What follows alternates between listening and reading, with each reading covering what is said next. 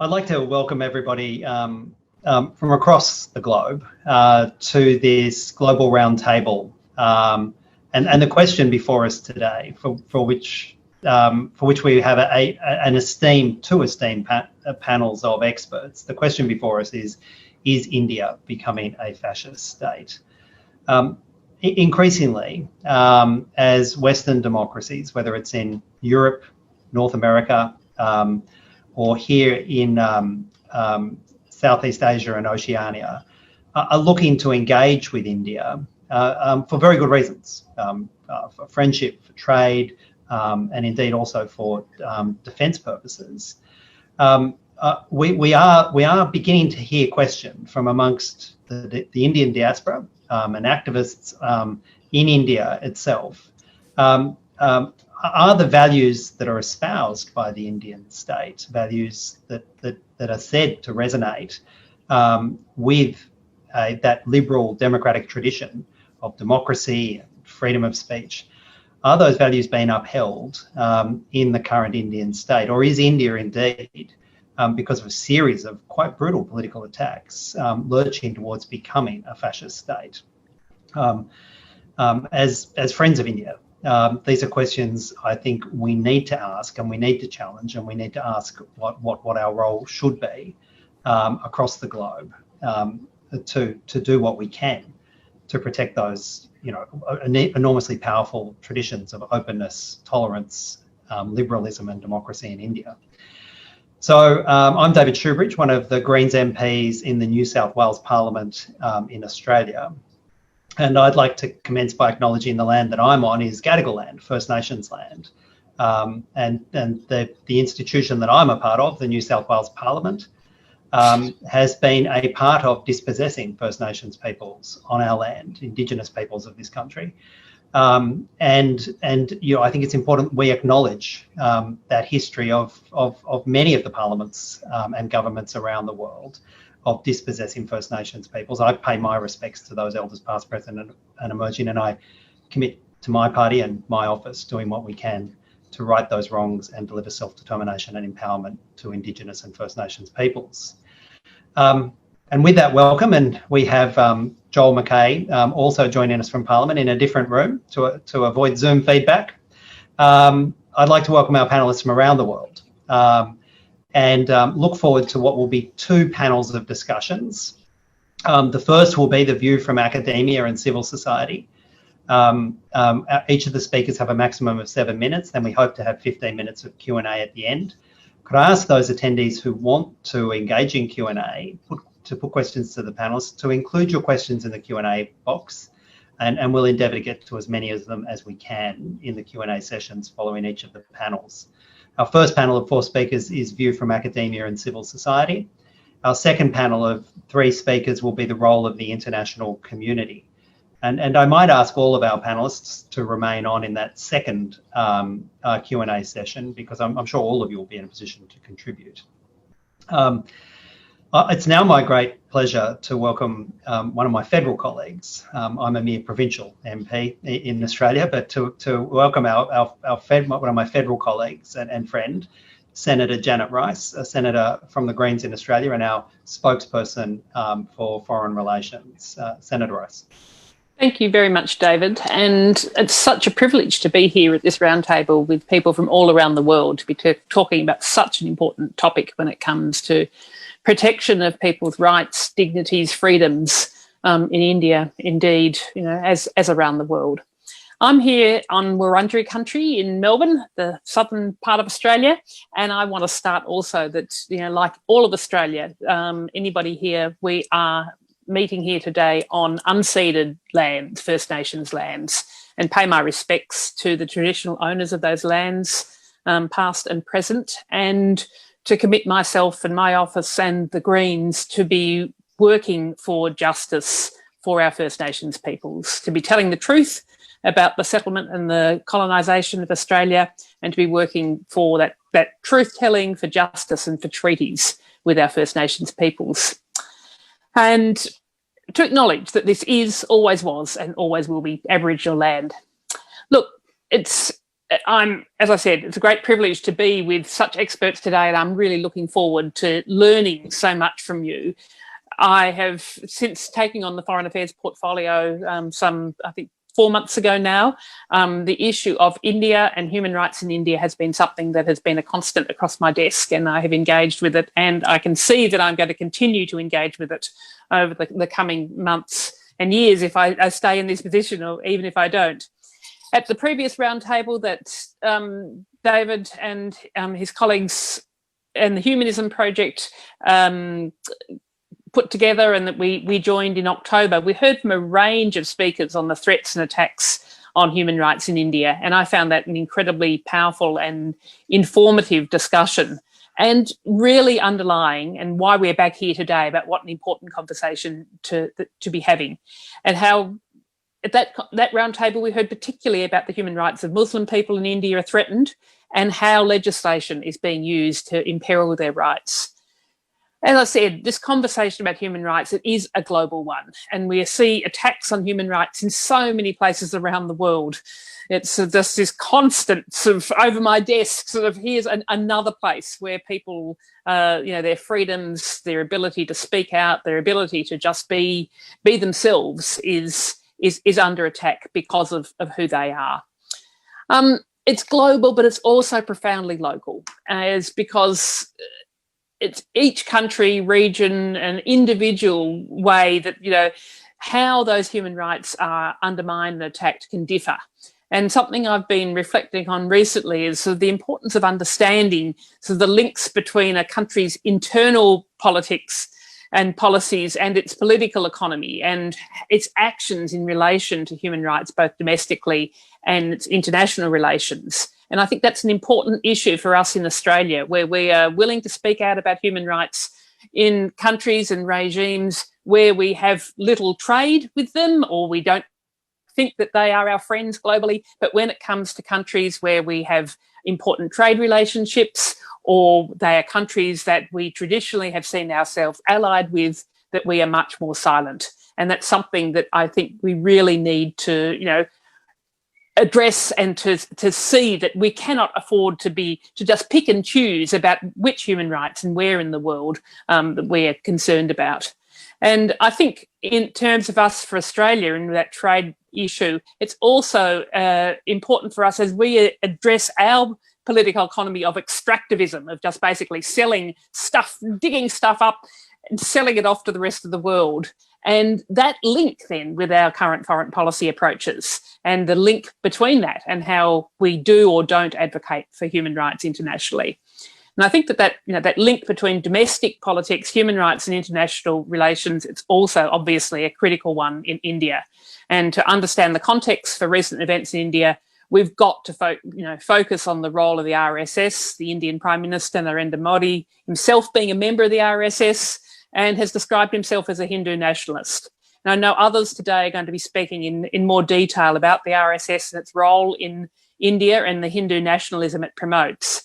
And many will be all too aware that when it was first established, the RSS founders were inspired by European fascism, and that the early RSS leader, MS Golwalkar, wrote of his admiration for Adolf Hitler. Hence, really, why we are here today. And tragically, we know that the contemporary RSS also rides roughshod over people's human rights. And time again, the RSS has attacked Indian people's rights to freedom of expression, freedom of religion and safety. And their advocacy of a Hindu Rashtra is an India where, by very definition, minorities are denied rights and privileges.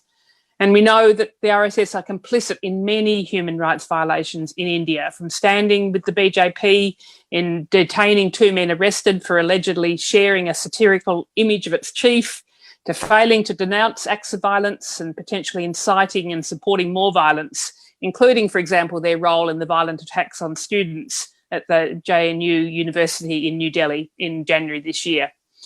And what is particularly troubling, of course, is that the RSS's connections to government in India give it access to power, while human rights groups in India have faced tremendous challenges. Amnesty International, of course, as we know, recently been forced to shut its operations by the government. And this closure, it came weeks, not not unconnected with their reporting on the human rights situation in Jammu and Kashmir. And Greenpeace in India has also suffered government interference. And in previous years, you know, the RSS has held rallies outside of Amnesty office. And former Amnesty Executive Director Akar Patel was also arrested for criticising the RSS. So this is an incredibly important issue that we're hearing about today. And it's a particular one that comes at a very important time for us here in Australia, because it's particularly concerning for me as an Australian politician to hear that Australia's High Commissioner chose to meet with the RSS recently. I mean, our High Commissioners and ambassadors, they say, play such an important role on the international stage as representatives of our country and our values. And High Commissioner O'Farrell was only the second senior diplomat from anywhere in the world to visit the RSS offices in recent years. And so let me be clear, High Commissioner O'Farrell's visit to the RSS headquarters absolutely runs counter to Australia's values. So this is such an important conversation. I really look forward to hearing from the speakers that have been gathered here today by the Humanism Project and coordinated by David Shoebridge. And I'm also pleased to let you know that, as well as being here today as the second of these projects, I'm working with the Humanism Project to organise a future roundtable, and which we will hope to be holding in Canberra at Parliament House in the first quarter of next year. And we're still waiting on the parliamentary calendar to discuss exact dates, but it's absolutely crucial that we continue this important conversation. So thanks once again for joining us here today, and I really look forward to hearing more and learning more, and particularly learning more about what we as the international community can do about this very troubling situation. Thank you. Thanks very much, Senator Rice. Again, we appreciate your commitment, and including the commitment to hold that future the roundtable. And in fact, I'd encourage those participants from jurisdictions other than Australia to ask their local members of Parliament, state and federal, to adopt this format and to engage their own communities and engage their own officers in the struggle. I would like to affirm that we are, Senator Rice and myself and one of my other colleagues, former Green Senator Lee Rhiannon, are very welcome to be sponsoring this event. But the event is an event from the Humanism Project, the Indian American Muslim Council, the Hindus for Human Rights, and Amnesty International. And we appreciate the broad buy-in that we've seen from non-government organisations, and that direct engagement that we see from the diaspora. And as a small aside, I've mentioned that we're from the New South Wales Parliament. I'm from the New South Wales Parliament, and the former Premier of New South Wales, and which is where the Parliament based in Sydney in Australia, the former Premier is now Barry O'Farrell, the High Commissioner for Australia in India. And it would be remiss of me not to remind people that he left the position of premiership under a scandal over an extremely expensive bottle of red wine that was identified in our corruption body here in New South Wales. New South Wales politics has a habit of doing this. So our next panel of speakers, or our first panel of speakers, it has 4 speakers, and I will introduce them one at a time. But our first speaker is the co-founder of Hindus for Human Rights, joining us from the United States, from sunny California, Mr. Rajagopal. And we're extremely grateful for this buy-in from academia. And he will kick off the first panel, which is the view from academia and civil society. Raju. Thank you, Mr. Shoebridge, and thank you, Senator Rice, for that excellent summary of where India stands.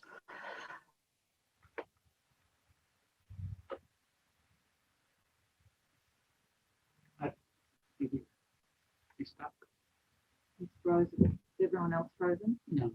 David's talking, but he's on mute. David, have you?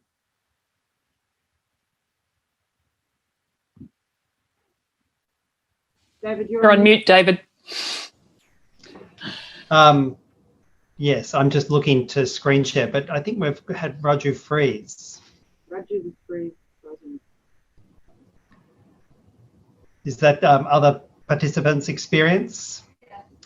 Raju, we might come to you second while we get your IT sorted, which means we might kick off this panel, if you're ready, Suchitra, with Suchitra Vijayan, the Executive Director of the Polis project.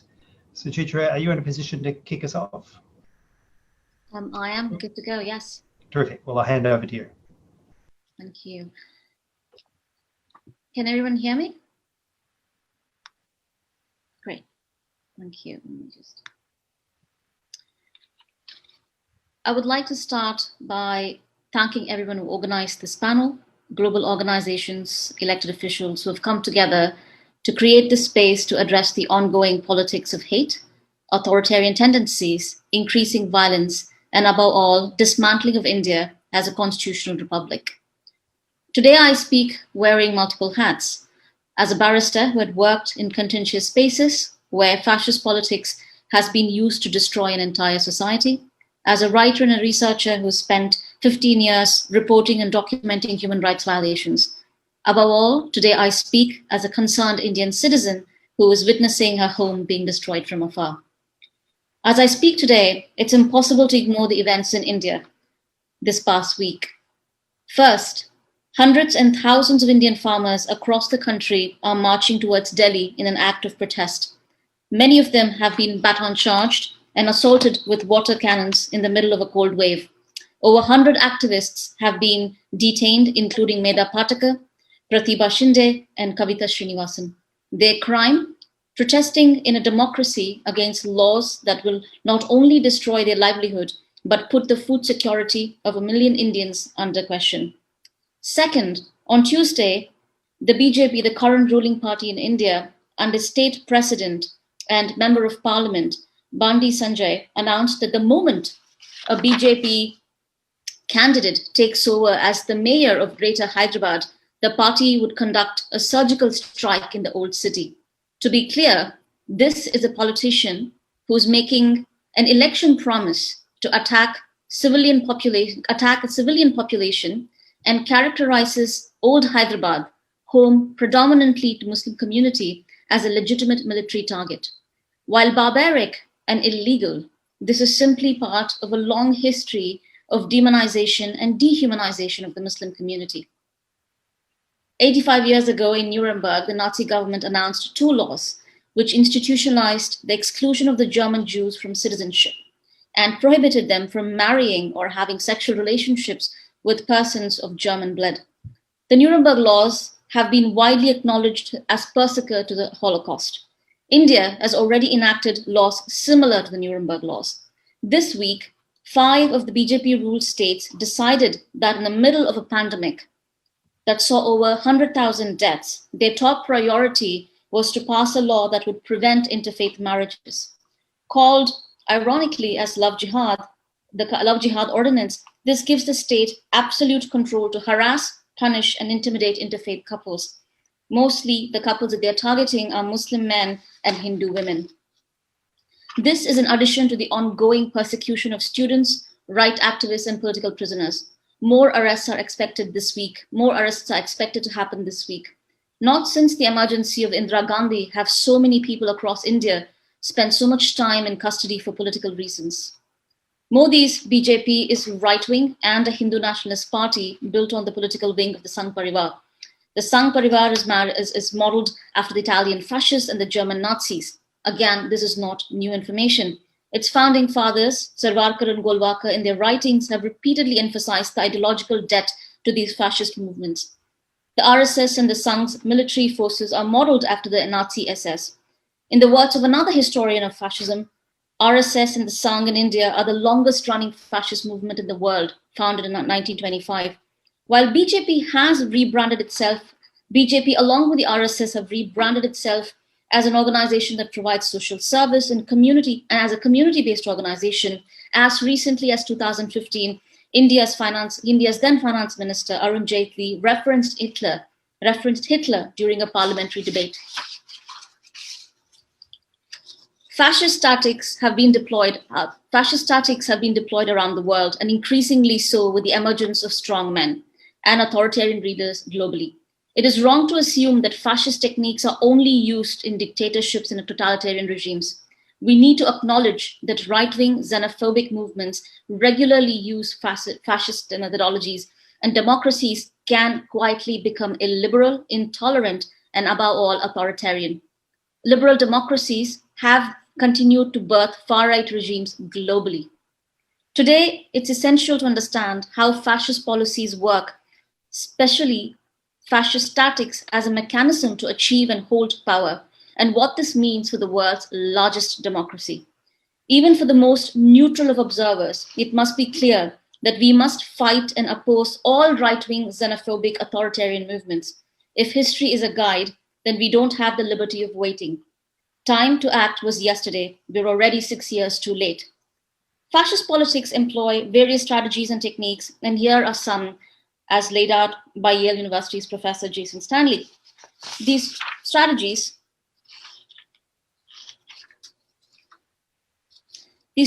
include petitioning to a mythic past, reinvention of history, use of propaganda, creating a culture of anti-intellectualism, attacking universities and education systems that might challenge their ideas. This is followed by constant repetition of the Hindu victimhood, obscuring law and order, and dismantling public welfare and unity.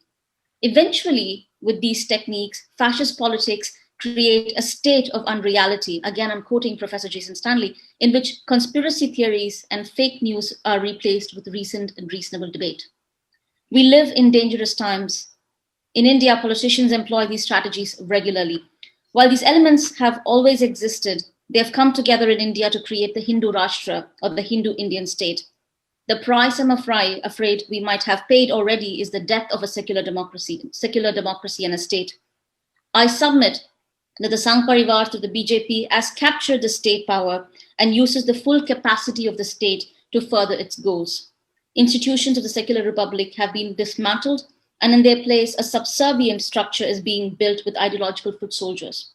The courts are no longer free and fair. The Supreme Court of India has consistently abdicated its responsibility to interpret the constitution and the rights in favor of the people. The police now work at the behest of the BJP, the ruling party, and the parliamentary majority is being misused to pass laws that are incompatible with the constitution. We've seen that with the Article 370, CAA, and many of the other bills being passed as money bills, and now again with the Farmers' Bill. So what are the implications of a fascist policy and emergence of the Hindu Rashtra in India? As I've already mentioned, first, this death of a secular state, steady erosion of rights, disenfranchisement of citizenship, dehumanization, justification of inhuman treatment, from repression of freedom to mass imprisonment. Since Prime Minister Modi has come to power in 2014, Muslims have become disproportionate victims of violence, especially lynchings. Hate speech by Modi and his ministers have been widespread and ongoing. For instance, Amit Shah, India's Home Minister, has called Muslims immigrant termites. Numerous students, lawyers, law professors, right activists, protesters, and others challenging the government have been charged with sedition. Now, the question that many of us have asked is, what do we do now? What do we do next?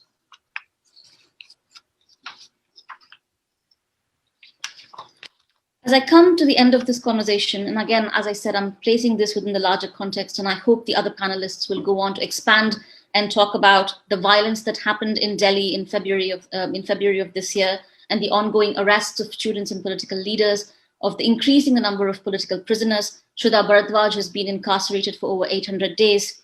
How do we think about the future of the world's largest democracy? What we need to understand is very simple.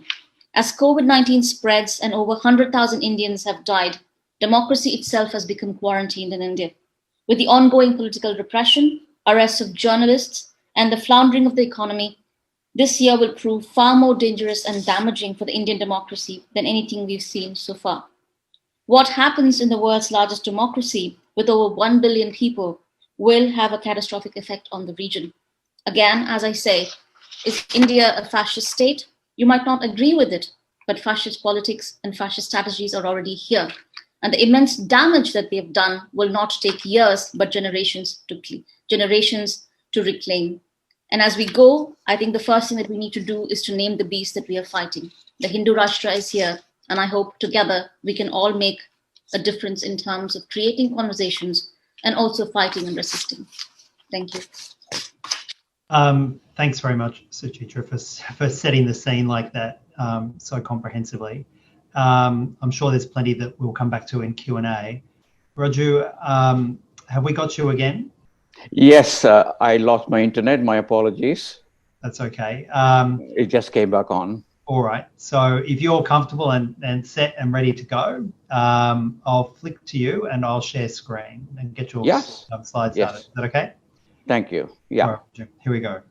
Well, folks, I'm Raju from Hindus for Human Rights, a US-based advocacy organization dedicated to religious freedom and human rights in India and the United States, especially of minority communities.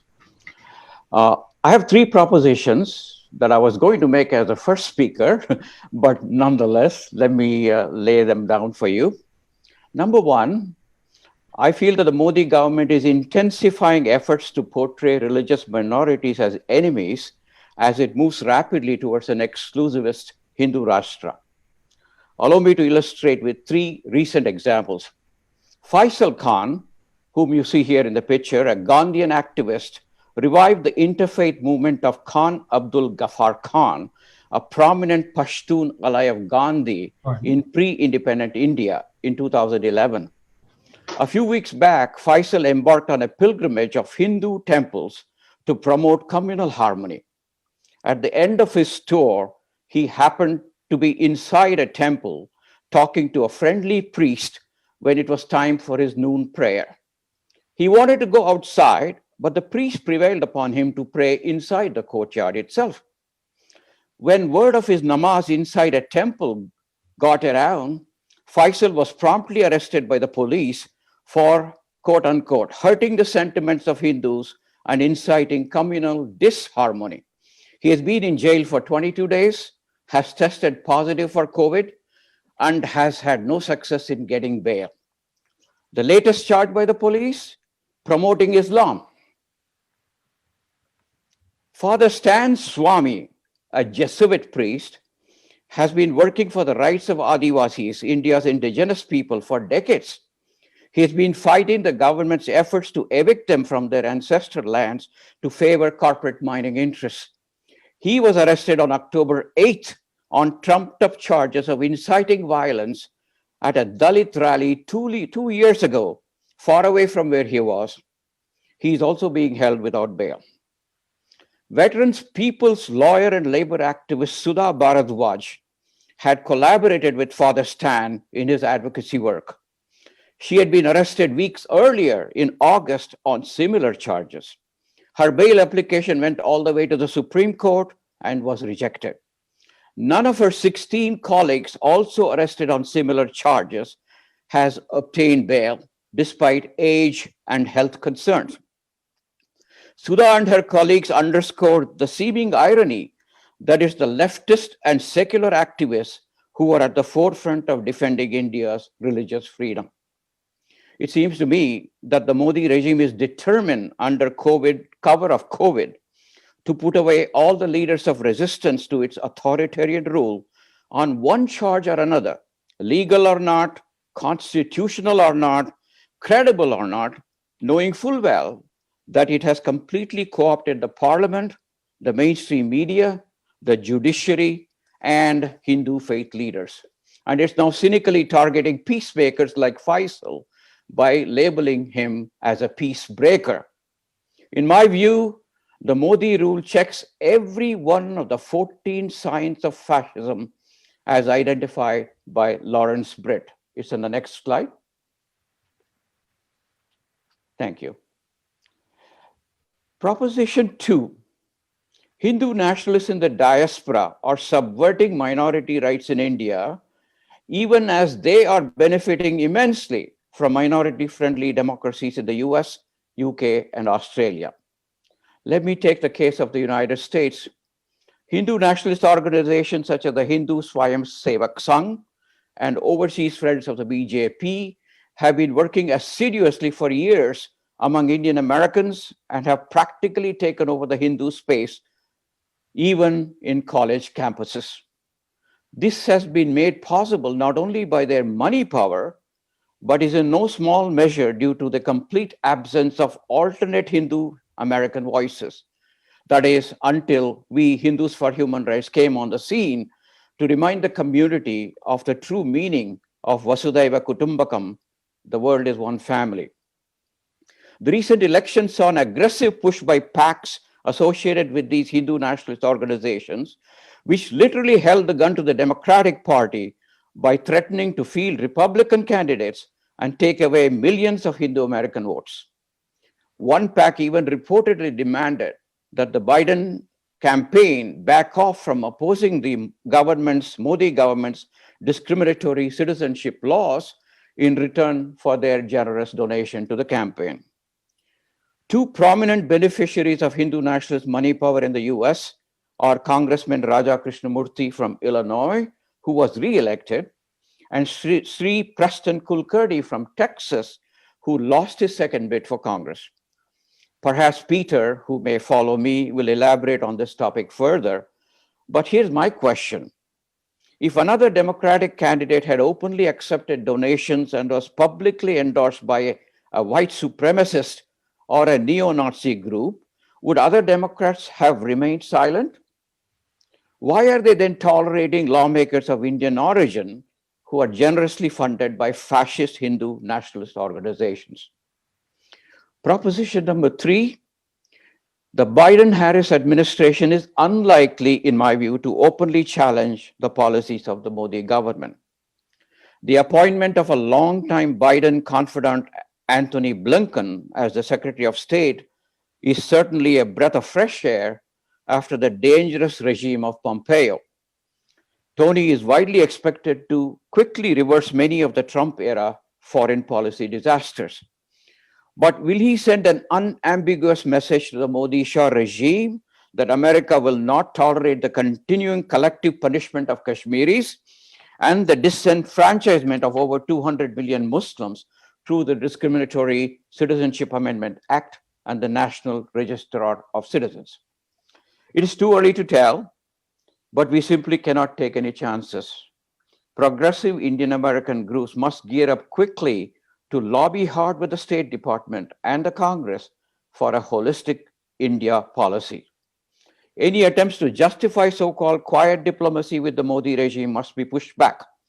The need of the hour is to publicly reassure India's minorities that America will fully stand behind their fundamental rights as guaranteed by the secular Indian Constitution.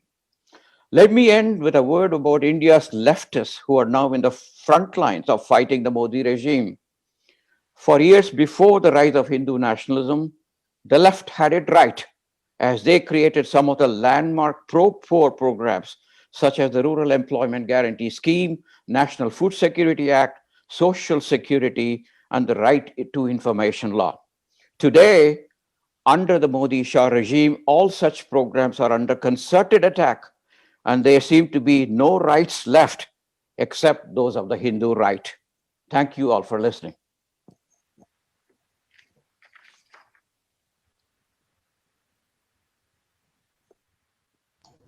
Thank you so much for that, Raju. And again, you know, the courage of those people standing on the left in India, I think, is something all of us should take a moment to step back and acknowledge. Our third speaker on the panel is Professor Anjali Arandekar, who's a professor of feminist studies from UC and is joining us from Santa Cruz. Professor, thank you. Over to you. Jai Bhim, everybody, and many thanks to all my comrades and esteemed members for making this very important conversation possible. I am, as David noticed, a feminist historian of caste, gender, and sexuality of colonial and post-colonial India. And I'm also a queer Bahujan, lower caste Indian, and now Indian American, who is committed to a progressive and just India, just like my colleagues here. For many scholars such as myself, the question posed here, is India a fascist state, seems at this point to be largely a rhetorical question. As the speakers before me have already eloquently argued, there remains little doubt that India remains in the stranglehold of a corrosive Hindutva authoritarianism, with all freedoms of dissent, gathering, protest, reform, consent, religion, and so much more continually under siege. I'm here today to speak directly to how Hindutva regimes have mobilized this very long, unrelenting pandemic to shore up attacks against Dalit, Bahujans, Muslims, and the transgender community. Now, even as all of us shelter at home, isolate, and increasingly rely on state healthcare programs, failed or otherwise, the Indian state has mobilized that very isolation and fear of contagion, contamination, to vilify and incite fear around Dalit, Bahujan, and Muslim bodies. They have used the language of intimate violence, especially gendered and sexual violence, to cement anti-Muslim, casteist, and misogynist ideologies. Dalits, Muslims, and any and all minorities are now the visible bodies that threaten to violate, contaminate, and invade our homes and nation. Now, even as I write this, 4 Dalit Bahujan girls and women are raped or assaulted each day in India with little or no response from the state or central authorities. The recent Hathras case, which I know many in the audience know about, of 19-year-old Manisha Valmiki, raped and left brutalized as she was collecting fodder in a field, may have ignited horror and indignation, but it's done little to uncouple the rampant violence of casteism and misogyny that makes such horrors possible and permissible in India today. I'm old enough to have lived these traumas over and over again, growing up as a Bahujan person in India, and now much later as I age. Let me be clear here. India has been and continues to be a caste society. Neither independence nor a liberal constitution and its violations has changed that. Caste still determines your access to resources, tangible and intangible, such as knowledge, and ownership of the means of production, such as land, almost exclusively on the basis of your family lineage. My surname is my destiny. Labor undertaken by lower caste members, such as members of Manisha Valmiki's family, sustains feudal economies, not just in rural India, but also in urban metropolitan landscapes such as Bombay, where I grew up. Such labor is necessary, but also polluted and polluting work. We plow the fields, build people's homes, clean toilets, cremate the dead. So while the focus of Manisha Valmiki has been the sustained sexual violence endured by women in India, it is precisely this caste bias, this sense of feudal entitlement, that made it impossible for Manish Valmiki to have the justice she so bravely asked for. Instead, her body was cremated, disappeared, and erased by the Indian carceral state, in yet another chilling reminder of the long and suffocating shadow of upper caste Hindu authoritarianism. Now, a second example that Suchitra brought up so eloquently is of the intimate violence incited by the Indian state in the recent specter and scandal of love jihads or interfaith marriages. I mean, it's absurd to me that this has escalated to the point that legislative assemblies are considering this a valid issue. While the love jihad debates may seem to us less violent and violating than the rape of someone like Manisha Valmiki, let us be clear that they emerge out of the same casteist ideology of hate and authoritarianism. After all, the Bharatiya Janata Party, the leading party, ran on the platform of a Hindu state, a state that would be cleansed, purified of all caste and religious contaminations, and they are living up to that deadly promise. One community that bears the brunt of all and is dear to me, of what I have recounted and more, and yet falls away in many of the discussions even today, is the Indian transgender and non-binary community. Transgender activists and communities have sounded the alarm at how isolation and pandemic lockdown has worsened their access to safe spaces, medications, and pushed them further to the margins of Indian society. There is also looming fear amongst many that the Hindu right Indian state will further fuel hate against those who are HIV positive and also Muslim and or Dalit. Vulnerable to the stress of contracting the virus, while at the same time vulnerable to the fear of being persecuted for their difference, the trans non-binary community remains at great risk.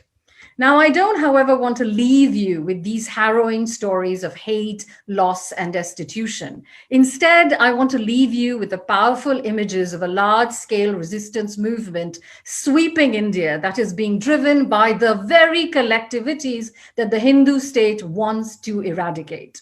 Even as more and more activists, feminists, and anti-caste leaders are being falsely incarcerated around the country, more movements develop in their stead. From the massive protests that spread across India against the discriminatory Citizens Amendments Act to the rousing images of multi-generational Muslim women gathering for weeks at Shaheen Bagh in New Delhi, from the collaborations between queer and trans groups and those fighting for the freedom of Kashmiri kin, there is also much to hold on to. And it is in the spirit of these movements, some of which I have been lucky and privileged to participate in, that I come to you today to summon your solidarity, your voices, and your leadership in speaking up and speaking for a more progressive and just India. Thank you. Thanks very much, Professor. That acknowledgement of these locus of resistance that is distributed across Indian society, I think, is very powerful, and I can see it's already building on some questions that we have. I know a number of people are joining this from Facebook. We are endeavouring to take your questions that you post on the Facebook stream and incorporate them into the panel. So feel free, if you're joining us from Facebook, to post those questions there, and we'll endeavour to get them answered. Our last speaker for this panel is Peter Friedrich, a civil society activist and an author, joining us from Texas. And it has been remiss of me not to acknowledge that all of you are joining us from parts of the planet that are really under stress at the moment from the pandemic. I feel, speaking from Australia, that we have a very fortunate position, and we have much more openness and far lesser impact from the pandemic at the moment, and we acknowledge all of you and the societies that you're in and the stresses you're under at the moment. Peter's joining us from Texas. Over to you, Peter. Thank you. In November 2011, the Overseas Friends of the BJP, OFBJP, the international wing of the ruling Hindu Nationalist Bharatiya Janata Party, organized training camps in the US to teach its American supporters how to campaign for the party's election in India. Conducted by the political advisor to the man who was then president of the BJP, and hosted in one case by Ramesh Buttada, the vice president of HSS USA, the American wing of India's fascist RSS paramilitary, the camps were a prelude to a systematic, years-long campaign in America by RSS BJP activists to get Narendra Modi elected as Prime Minister of India. In the 1990s, long before he was elected, when Modi was a simple RSS member assigned to work within the BJP, he traveled to the US.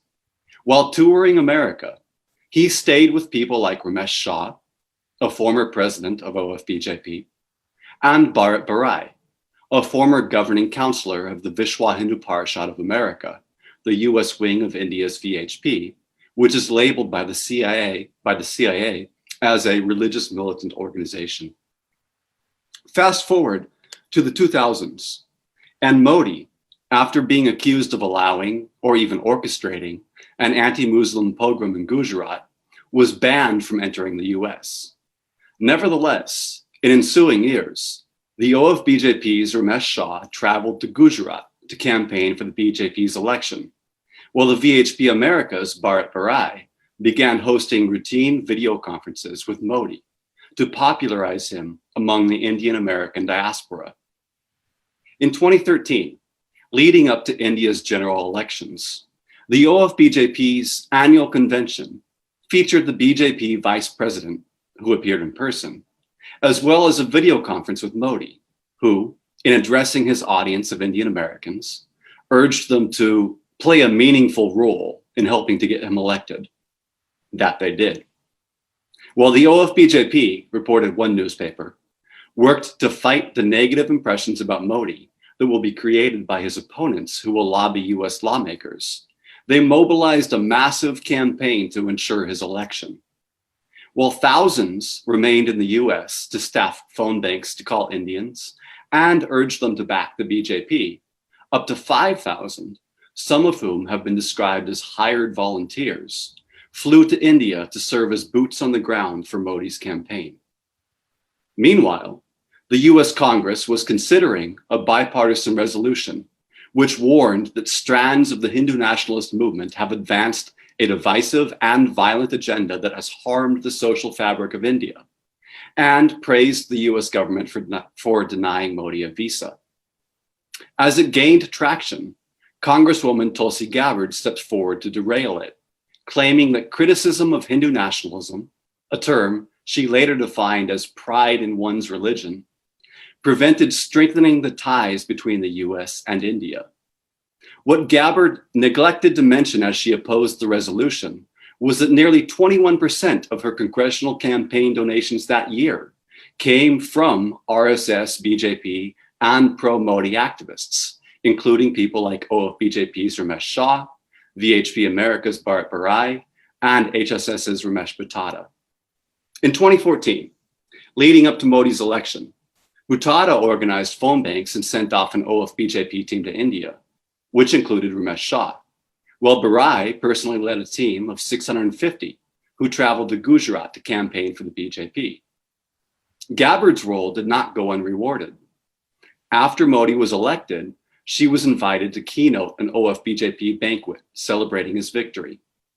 As she herself faced re-election to a second term, the OFBJP's chief told her, "Your victory later this year is a foregone conclusion," while the event's MC urged the audience to donate to her campaign, something he had also done at another OFBJP victory banquet where he applauded her for opposing the resolution criticizing Modi. Since Modi's re-election, the OFBJP and the HSS have continued to promote and assist in the whitewashing of the pogrom-tainted Modi. HSS and OFBJP officials, including people like Ramesh Shah and Ramesh Buttada, led the way in organizing mega receptions in the US for Modi, where he was greeted like a rock star. Meanwhile, seeking to influence US policy towards the Modi regime and persuade America to turn a blind eye to any allegations of human rights violations, they continued backing congressional representatives like Gabbard, as well as others like Raja Krishnamurti of Illinois, and aspiring, but ultimately failing, Sri Preston Kulkarni of Texas. No doubt, to take advantage of the passion and particularly the wealth of pro-BJP diaspora members, Modi's regime changed Indian law in 2018 to allow political parties to receive foreign funding.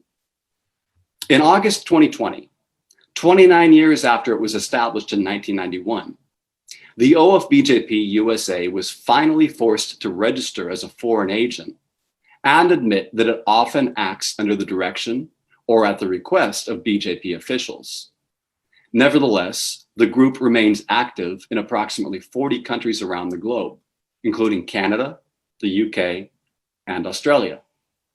These groups, whose membership is usually interlaced with that of the HSS, continue to work to support election of the BJP from abroad, as well as to support election of BJP sympathizing politicians in their home countries. It is what one might term a form of dual foreign interference. While BJP sympathizers who are no longer Indian citizens interfere in India's sovereign elections to support the BJP, the same sympathizers, often with backing by BJP officials from India, interfere in elections in other countries to install pro-BJP politicians. The traditional muscle power of the BJP has always been the RSS, a former US ambassador to India once said. While the RSS may be the BJP's muscle power, its international wing, the HSS, along with the OFBJP, may very well be its backbone. Modi's spectacular and catastrophic rise to power can be credited to a large extent to the tireless efforts of his hordes of international supporters, none of whom have to endure life under his regime, but all of whom are eager to enable the rise of fascism in the India they themselves have left behind. Thank you. Thanks, Peter. The research that you've done, the links that you've made are deeply troubling, both from its impact on US domestic politics and Indian domestic politics. And tracing the money and influence between the two has been an extraordinary project. So our first question to this panel is actually directed to you, Suchitra, but I think everybody might have a position on it. Could I ask answers to be as quick as possible so as we can work our way through? The question was, I like how you said that the time to act was yesterday and that we're already 6 years too late. What would you recommend for the well-meaning but powerless middle-class liberals do to support those most threatened by the uptick in Nazi techniques? For example, for Muslims, suppressed castes and tribals. What should middle-class India be doing? I think it's very important for us to face the reality is that majority of India's middle class, who also happen to be upper caste, upper class, have in some ways seceded from the Indian nation state. They live in a bubble, and often it becomes incredibly difficult to make them allies, or even get them to see the disastrous politics that is playing out. Instead, I do believe, and honestly, is that the future of Indian, if there is a future to Indian democracy and a constitutional republic, I think it is thinking about the constitution, the revolutionary constitution that Ambedkar left behind to Indians, and that to be activated by those on the front lines who have always defended it, who are the country's most, sometimes the most oppressed and the marginalized. It is your groups, the students who came together in Hyderabad University, it's the BAPSA, it's the student organizers, it's the Muslim students, the Dalit, Bahujan, Adivasi students who are on the street consistently fighting. If India is a democracy or has been a democracy, it's because of those struggles. And I think one thing that we can do is to give resources. I think one is to give resources to the people who need the resources the most. Second is deplatforming ourselves and making space for people who have the voice to keep doing that. And I think more importantly, I think the work that we'd have to do is to consistently speak up, consistently resist. This is something that someone told me recently, is that everybody now has something that they've said in public that can be used against them. So now is not the time to be quiet. We speak up, we stand in solidarity, and we fight. We fight knowing that the results might not be today, but we keep fighting. Thanks, Suchitra. Anjali or Raju? I think Suchitra has been more, I think, profound. I'm going to say something much more vulgar, which is resources. I mean, I live in the US now, but I also co-direct a big center for South Asia. As a scholar and activist, give your money to the people who need it. If the RSS is being supported, as we have heard eloquently, by the resources of the Hindu middle class in South Asia, and in the US, in the UK, Australia, you name it, use those same resources to support the transgender community. Use the same, and there are ways to make those resources available despite Indian bureaucracies, right? So I'm a little fatigued of the hand-wringing I hear about middle class angoisse, about, oh, we can't do anything, it's a double bind. You know what? Get over it. we're over that now. It's time for action, and we need to do something. And there are things you can do sitting wherever you are. If you live in metropolitan Mumbai, that civil servant that you may support, the maid who comes to your house, think about the politics you embody. So my call is action in real terms, resources, whether you're a teacher, educator, activist, we all have resources. The fact that you have a computer means you have resources. So I thank my Australian colleagues for manning up, as we say, to the challenge. I'll stop there before I go off on a rant. Well, I'd say Janet's senator enough. So I think demanding at a minimum that other MPs from around the world do what we're doing here today and do what we can to bring these voices out is something very straightforward. But Raju, I mean, progressive politics is never a destination. It's always a process. How do we engage in it now? How do we engage in this struggle now, Raju? You're still on mute, Raju. Yeah, to me, a personal dilemma has been when people talk about the middle class and, speaking to middle of the roaders, I feel like Anjali does, that it's a waste of time. But we have a lot more to do to connect with islands of activism. For example, I did not know about the Humanism project until a month ago. Why not? There are groups in UK that I should be aware of who are doing similar things. Why is it that I have not had contact? So I feel that there's a lot of work to be done internationally among progressives, whether it's Dalit Bahujans or leftists or progressives. We can come together in larger numbers, and that's the only way we can have an impact on the rise of Hindutva worldwide. Yes, money is important, but even without it, just exchanging notes, avoiding duplication, leveraging off of each other, there's a lot that we can do among groups that already exist that we may not know of. So I call it, let's connect the islands of hope rather than going after the so-called middle class or middle of the roaders, including my family and friends, for example. I would not waste a minute talking to them. Thank you, Raju. Look, I might go to the next question and throw to Peter first of all, because it sort of brings in much of the discussion Peter had. Knowing that several constitutional bodies within India are compromised, how do we get international authorities and groups to rally against the BJP, RSS fascist actions? So we've seen a counter rally, if you like, from the right.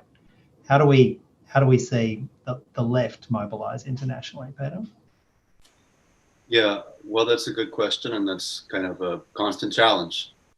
In the case of High Commissioner Barry O'Farrell meeting with the RSS, that's certainly an issue where that moves the bar in the wrong direction.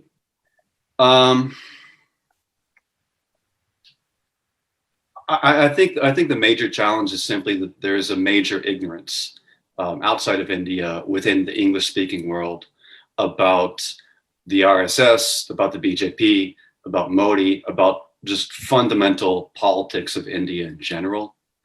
There's not really much knowledge about the resistance movements that are happening there. There's not really much knowledge about the authoritarian, totalitarian measures that those resistance movements are mobilizing against. I think that that's just the first step, really, is continuing with that. We're really seeing, I think we're starting to see some kind of a groundswell, some kind of a shift in the popular narrative in some areas. Here in the US, we're starting to see a greater awareness within mainstream media, New York Times, New Yorker, Washington Post, etc., of the problematic issues that are going on in India, of the RSS itself even. But I think that really needs to be pushed more heavily. I think that there really needs to be more of a systematic educational effort, particularly targeted towards politicians, which is one reason that I'm thrilled that this is happening today, where we have politicians not just from Australia, but from other areas of the world joining this, who are fully aware of and actually voicing the term RSS. Suchitra, Raju, Anjali, what are your thoughts? May I? Yes. Yeah, talking about what kind of solidarity that we can establish, one of the things, just to go back to the examples that I gave about Faisal Khan, we are linking up with Reverend Barber and Rajmohan Gandhi, who are going to hold a press conference next week to appeal to the Indian government to release Faisal Khan and other prisoners of conscience. It's a beginning of trying to form collaborations with people, Poor People's Campaign, and perhaps with other Black Lives Matter, because there's so much common between the struggles of Black America and the marginalized peoples in India. And more awareness is already being created on that. And so that's a natural partnership that I think many of the Indian American groups should go for to broaden our reach, even in the halls of Congress. So we're going to make a beginning next week, hopefully in the specific case of Faisal Khan, by having Reverend Barber, who, by the way, has been very engaged with us in trying to understand what's happening in India today. Thank you. Well, for me, I mean, getting that powerful iteration, even in this, you know, the name of Faisal Khan and raising that in parliaments might be an element, a useful element. Janet, did you have any thoughts on that? Yes, look, I think you're absolutely right of the level of ignorance that there is, and sort of people have got this picture of India as being this sort of robust democratic state, and they don't realise how much the institutions have been eroded and how much rise in authoritarianism there has been, which is why I think, you know, us moving forward with trying to organise something in the federal parliament here and basically just educating my fellow MPs about what's going on, and just sort of laying it on the table that this is the reality of modern India, and it's something that Australia needs to be exceptionally concerned about and needs to be raising at the highest levels with the Indian government. Yeah, thanks, Janet. I know when I put a motion on to this effect in the state parliament, there were looks of confusion and bemusement, and then there were questions afterwards. And it's those questions afterwards from your colleagues that can be some of the powerful education moments. Anjali? I just want to caution us against blaming Narendra Modi and RSS for everything. I'd love to do that, but this is a continuity, right? I'm a lower caste person. Talk to any lower caste Muslim person. These are not new stories. There's continuity. When I was growing up, we referred to the Congress as the opposite of progress, right? So what I'd like, and it's the same in the United States, right? Trump is obviously a fascist, but he is not the only fascist. Obama, you know, is as responsible for the crises that we have in many ways as Trump does. So I think it's important for us to focus on continuities of fascisms and the scale of fascisms. I think that's the difference between what we're seeing now and what we have witnessed before, and to lend our support to electoral presences like the ones I'm seeing right now, and to the emerging young Dalit electoral voters and leaders that we are seeing in South Asia. That is the one thing that I'm immensely heartened by. And the last but not least, religion and caste are intersectional. There are Pasmanda Muslims. Caste exists within the Muslim community as well as outside of it. So let's not segregate topics, right? Let's think about intersectionality as an activist, scholarly, and a place of reform. Thank you. Thanks, Anjali. Yeah, there's a road that's been travelled to get here. Suchitra?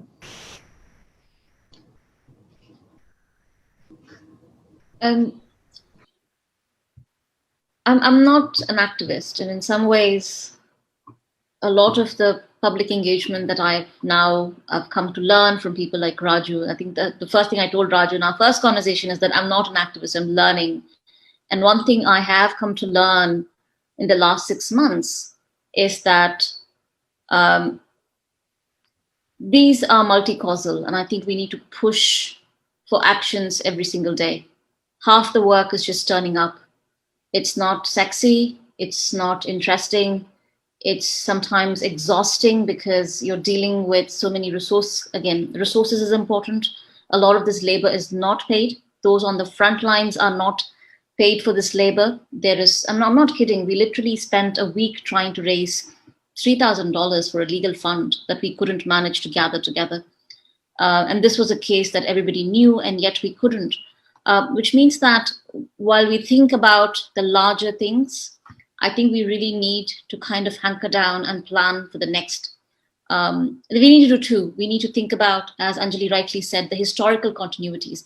UAPA is not the function of BJP. It was created and it's taken multiple versions.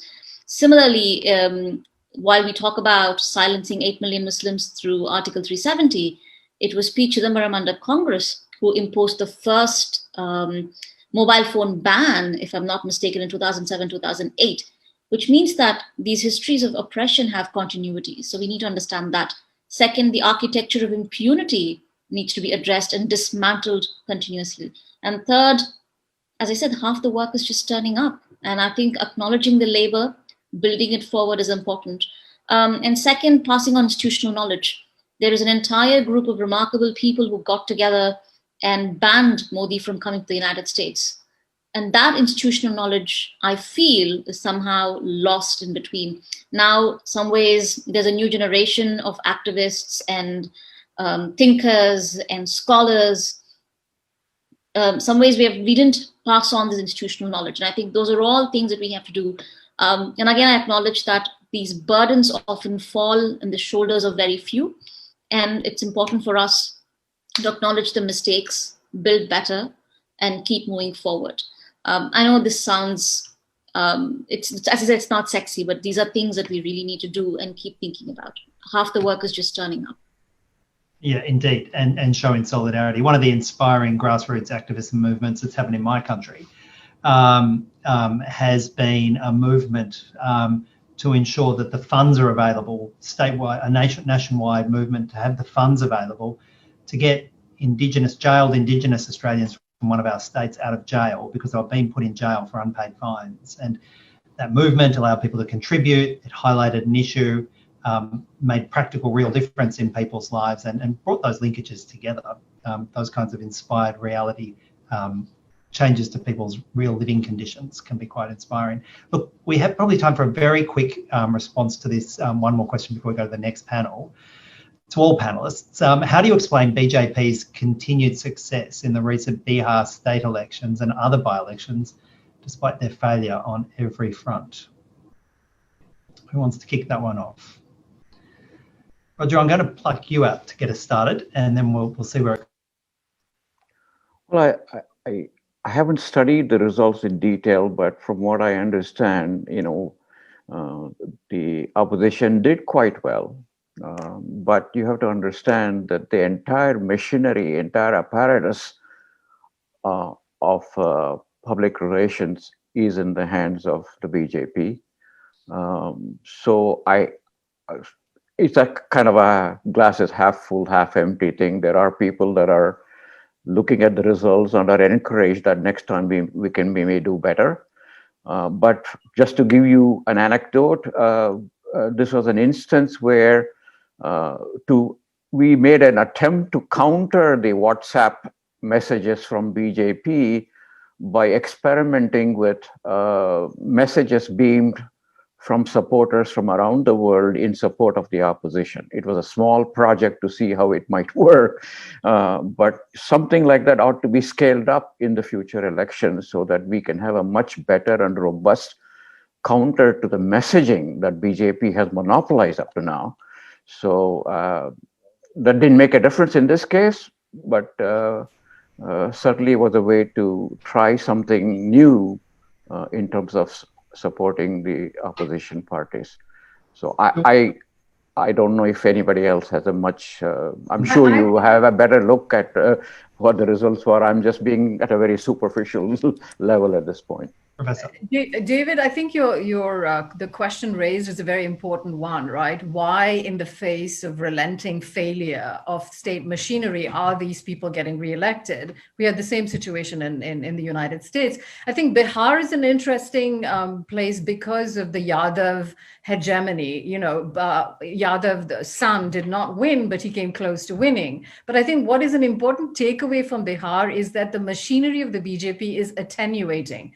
I actually think there is a weakness because Tejaswi Yadav, the son, has a different agenda than his father. He's much more capacious, he's more progressive, and is interested in a pan-caste politics in a way that wasn't. So I think Bihar, to me, is less of a failure than a possibility towards what can be accomplished, because they came very, very, very close, despite the massive scale of corruption. So I would urge your listeners to also think about where the cracks are showing and how we can shore those up in the solidarities that we accumulate. Anjali, I'm going to come to you at the end of every one of these because I love that little inspiring push that you give us all. It's because I get to do that as a teacher. I do for a living. So, Suchitra. I think the takeaway is that the left parties did, while this was not covered as well in the mainstream Indian media, I think the left did make some gains. And it's interesting to see how and why the left made those gains. And the second thing, of course, is for us to realize that the BJP, RSS, and the Sangh together are the world's richest political party. There's never been a party as rich as this. The Democratic Party, the RNC, nothing comes close to the amount of resources that the BJP now has.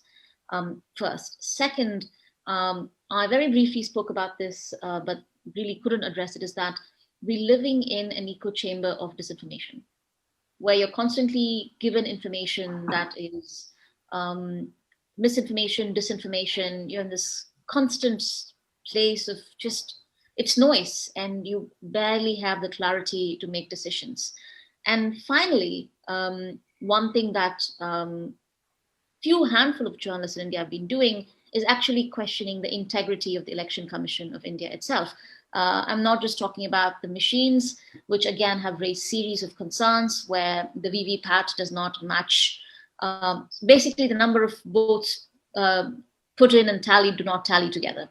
Having said that, there are also other concerns. The Election Commission doesn't take cognizance of the hate speech that gets done. The Election Commission has allowed for the social media to self-regulate the platform, which means that the Representation of People's Act means that in print and media, every time you have to make an election advertisement, you have to go ask the Election Commission. However, the Election Commission allowed Facebook and Twitter to self-regulate themselves, which means that they can do whatever they want. And since Cambridge Analytica, we know how these platforms micro-target voters. And again, BJP has the resources to micro-target. And despite all of this, you saw the left doing really well. Despite all of this, you saw a very different kind of narrative emerge. And I think Anjali is right, is that we really need to look at where the cracks are.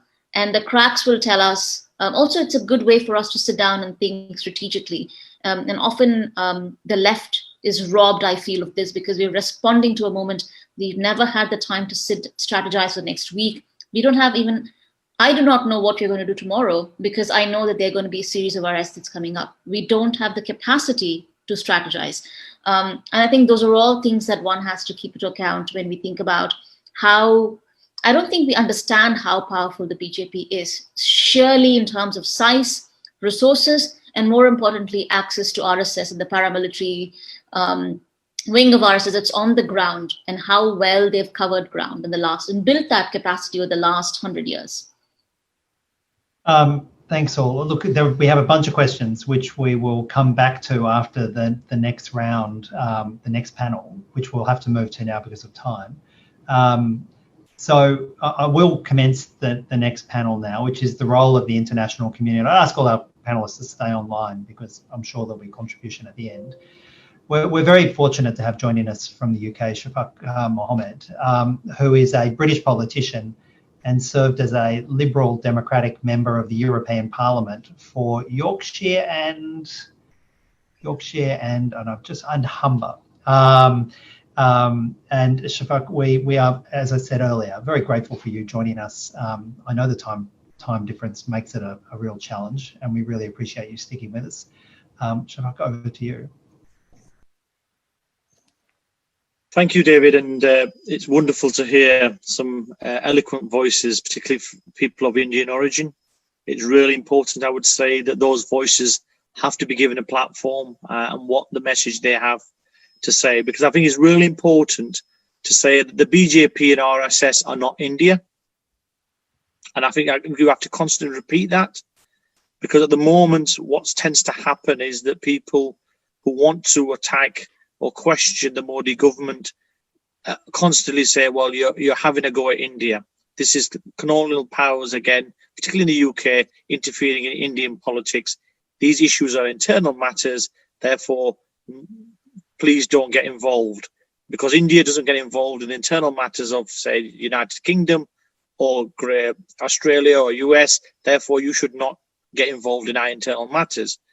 But the issue for me is that these internal matters have consequences for residents that we represent. I cite the example of the Gujarat Riots, that the mass killing that took place there only did not affect residents of India.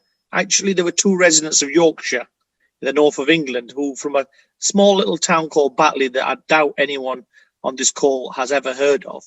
But they were of Gujarati origin that went to visit, and particularly the tragedy of an 18-year-old who for the first time ever went to India to visit his ancestral home, went to the Taj Mahal, and unfortunately on the way back their van was attacked, and 2 of, I would say, my former constituents' relatives were killed. And I think we need to highlight that what happens in India has consequences in the West.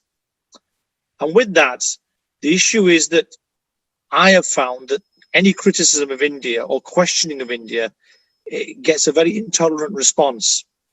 You know, I had kind of concerns December last year about what was going off around India, and particularly the Citizens Amendment Act.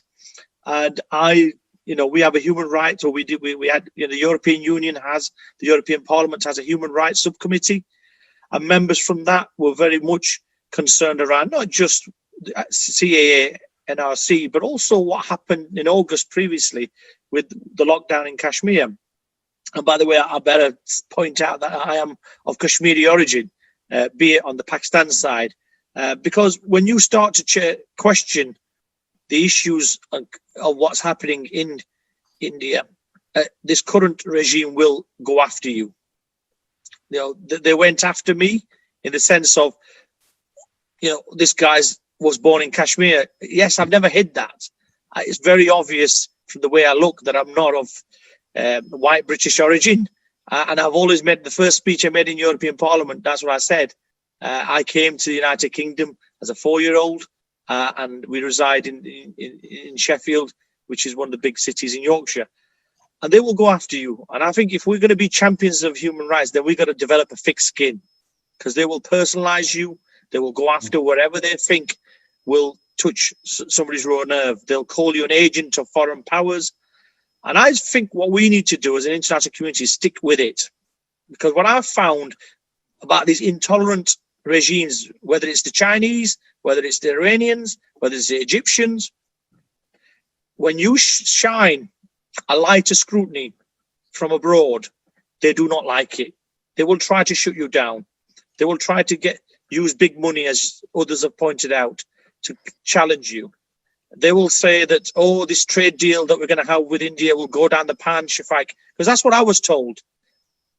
The India trade deal is almost ready. Mr. Modi will come in March.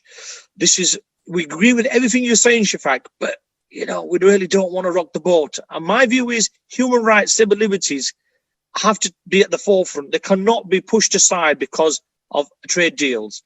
Because I see the power of the West, whether it be it Australia, the European Union, the US, that we can make huge social changes in India if we challenge the discrimination that Anjali's talked about. The issues around caste. We have to challenge those. We can't just say our economy, because it's suffered horrendously because of COVID, and we want access to 1 billion consumers in India. Therefore, we will turn a blind eye to some of the long-standing discriminations. You're right, under different parties. Some of the issues that India has aren't just because the BJP came into power in 2014. But what we've got to say is we've got to continue to challenge, and we've got to be critical friends of India. We've got to be there to say, yes, we'll applaud the good things that happen in India, but you know what? When there are issues, if you're a genuine friend of India, then you've got to challenge. You've got to question, why is it that you are trying to take away the citizenship of, I don't know how many millions it'll be. When they did the registering in Assam, it was nearly 2 million people. But it's not just the intolerance against religious minorities. It's against anyone that dissents. So when we saw the attacks on the students, I don't think they went around looking for the Muslim students in Delhi. They just went after anyone that doesn't agree with them. And I think the way they oppress the voices, you know, turning off the internet in Kashmir for weeks on end, locking people up, accusing them of being anti-national if you question anything. We've got to be those voices, whether it's Western politicians, whether it's people of Indian origin themselves, like Raju and others. You know, we've got to be able to provide them with a platform in parliaments, and we've got to start to talk to our colleagues in different parties, because what we have seen is that the BJP have organised, like they were trying to organise in the American elections, that they will try to now influence and get their candidates into parliaments and positions. And we've got to start to challenge that, to say we live in liberal Western democracies with a small L, and we tolerate, you know, this intolerance that the BJP are bringing into our politics. It's really frightening.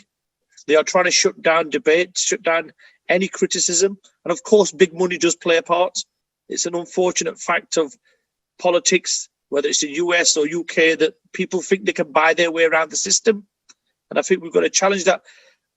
But, you know, the fact that the Democrats still won, even though it was very obvious that the BJP was supporting Trump.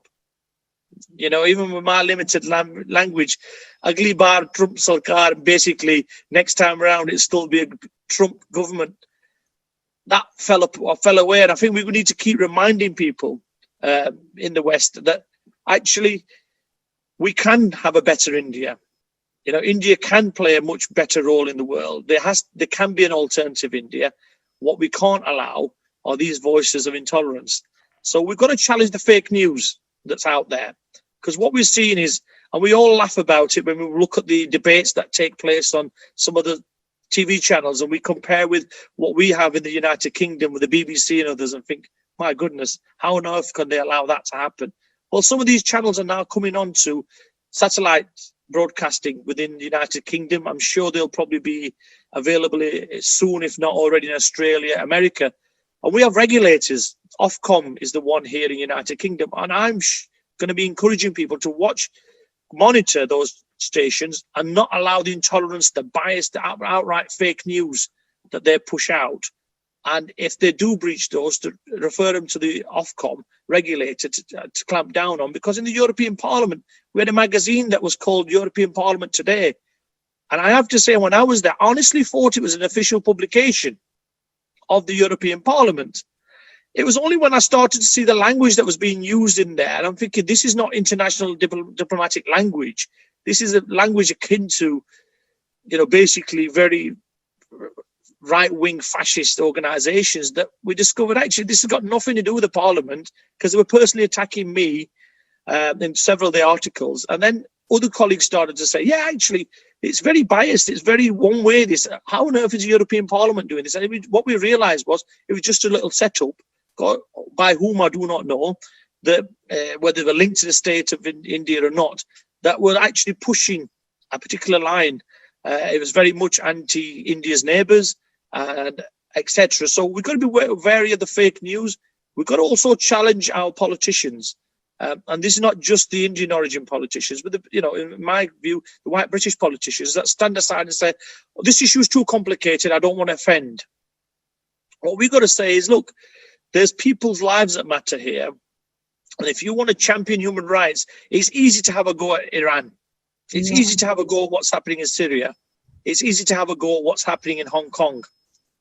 And we should all have a go at what's happening in Syria, Iran, etc. But also we've got to challenge what's happening, whether it was that rape case that I think one of our panelists, Anjali, I think you referred to. That was absolutely horrendous what happened to that young woman. She was a victim of gang rape, and her own family were bullied and harassed.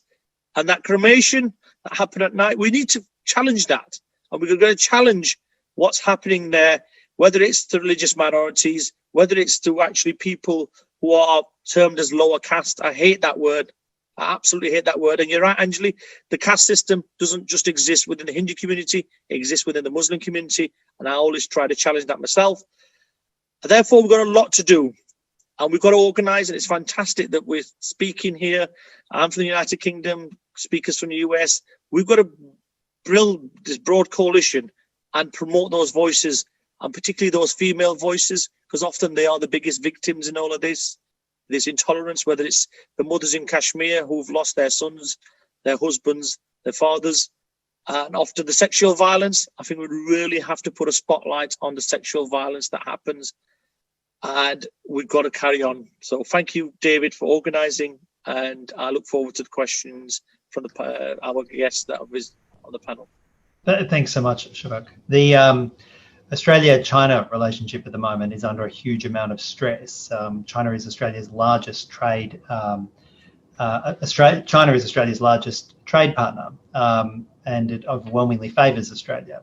That's been building for years, and for decades, Australia has been ignoring the human rights and democracy issues in China, completely ignoring it, assuming that you could have a trade relationship over here and a cultural and values relationship entirely separated. And that attempt to distinguish between the two has come under enormous stress in the last few years, and we're seeing how the imbalance between our trade relationship and our cultural and values relationship is really causing trouble for Australia at the moment, with huge threats to our export industries there. We don't want to be replicating that. No, I think no nation would want to be replicating that, and that's, for me, one of the other reasons why, as a good friend, we would talk to India, not just in the interest of India's democracy, but in the interest of our long-term relationship as well. We now have a short presentation from Maureen Newman, a US Congresswoman in Illinois' 3rd Congressional District. And when I go to Marie, can I say to all of our US friends, thank you for changing your president. We really did appreciate that. And that was a nice moment for the rest of us. I'll screen share.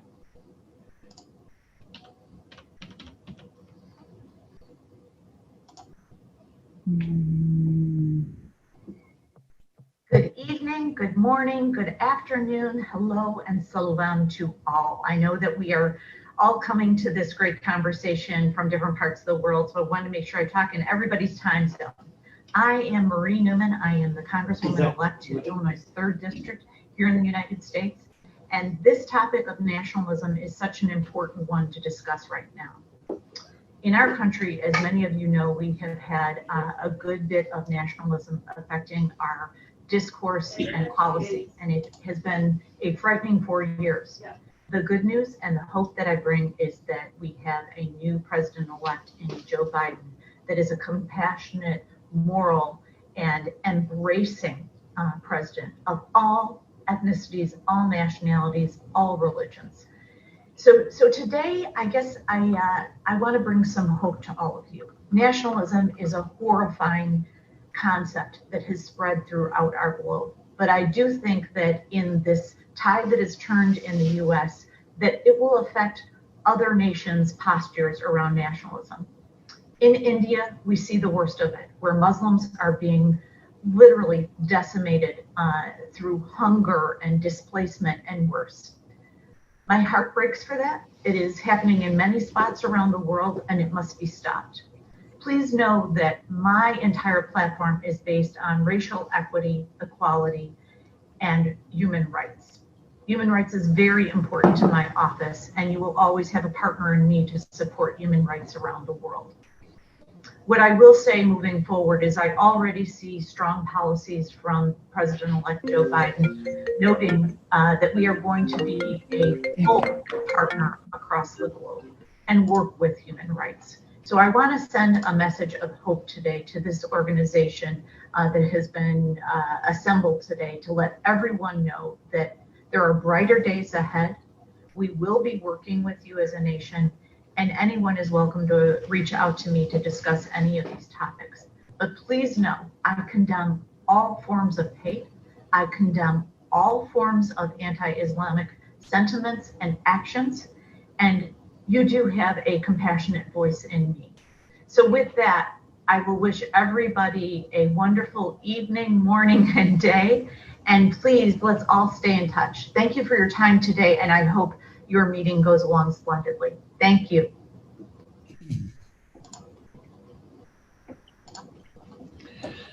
That was a nice message of hope from Congresswoman Newman, and I apologise for my amateurish screen share at the commencement of it. But that sense of a new administration and additional pressure, and hopefully it's met in the platform of the Biden administration. Our final speaker before we go to the next round of questions is Joel McKay. Joel McKay is from Amnesty International and is a campaign strategy advocate. We mentioned earlier at the commencement of this that Amnesty International has been banned from India. And when one of the world's premier human rights NGOs is banned from a country that continues to brand itself as the world's largest democracy, it's inevitable that there'll be questions and pushback. Joel, I'll hand to you. Thank you, David, and thanks to you and to Senator Rice for hosting this really important panel today that Amnesty International Australia is extremely proud to be involved with, and we would really be keen to continue to be involved with these important conversations. I too would like to acknowledge that today we are meeting on stolen land. We're on the land here of the Gadigal people of the Eora Nation, and I acknowledge their leaders past, present and emerging. So pardons, coronavirus out of control, uprising and violence. That's the US. Coronavirus out of control, uprising and violence. Ultranationalism. This is India. Something is spreading across the world, threatening human rights. Is it fascism? To start, I'd like to quote from Dr. Ambedkar. What are we having this liberty for?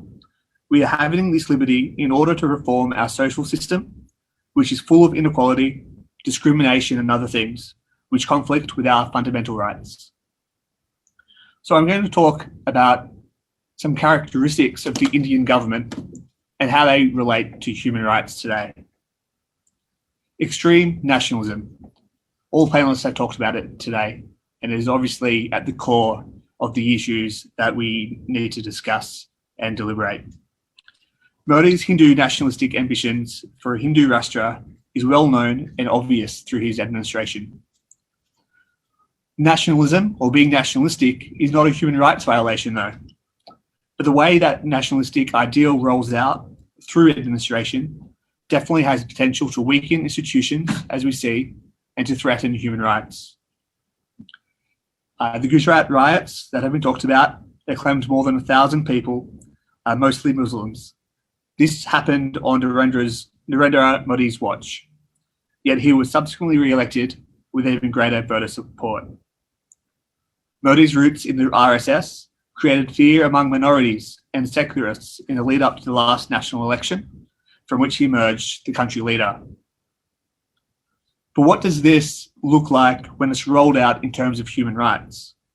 The obvious example is the constant and harsh crackdown on Kashmir and Jammu and other minorities. Amnesty International recently released a report calling on the government of India to immediately release all political leaders, journalists and activists from administrative detention, restore 4G mobile internet, decongest prisons, and launch a prompt and independent investigation into the attacks on journalists in Jammu and Kashmir. Modi, as we know, glorifies the military. He tells stories in all of his speeches of apparent victory and the rise of the Indian military. At this year's Independence Day speech, he used language like our brave soldiers who are sacrificing their lives for the motherland. He talks about protecting the country. This verbose language that glorified the military and spoke again to these nationalistic elements. Again, just using this language, that doesn't mean we're breaking human rights violations or rules or standards or international law. But the environment it creates obviously does.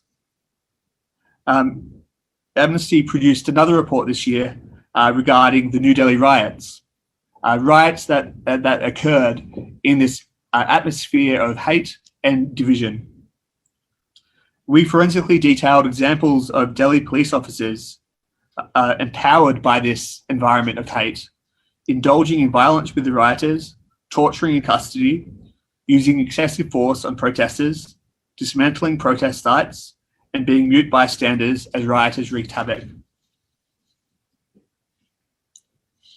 We also need to talk about the government's opposition to democracy and the failings of democracy in India.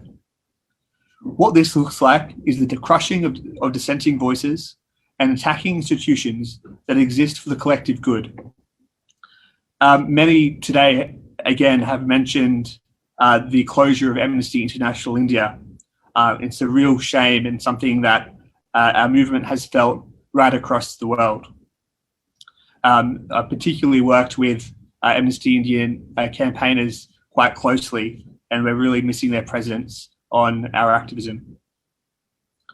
The Amnesty India was recently shut down, and as Senator Rice mentioned, it was shut down very soon after the publication of the reports on Kashmir and the New Delhi riots.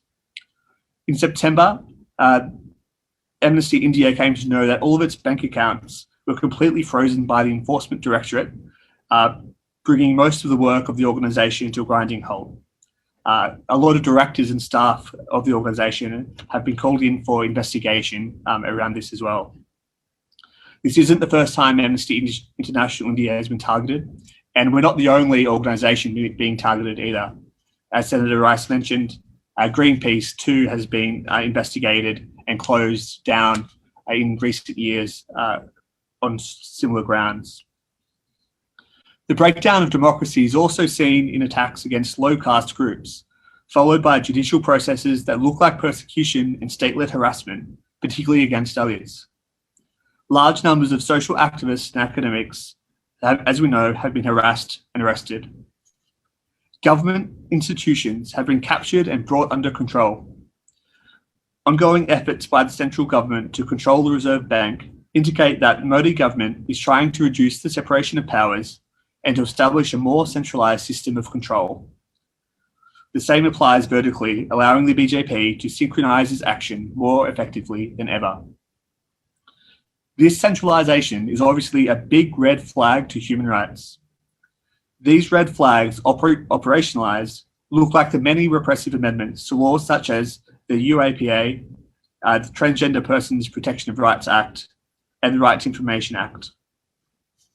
We don't have time to talk about all of the characteristics of the Indian government that also tick the boxes of fascist characteristics, as mentioned previously by Raju.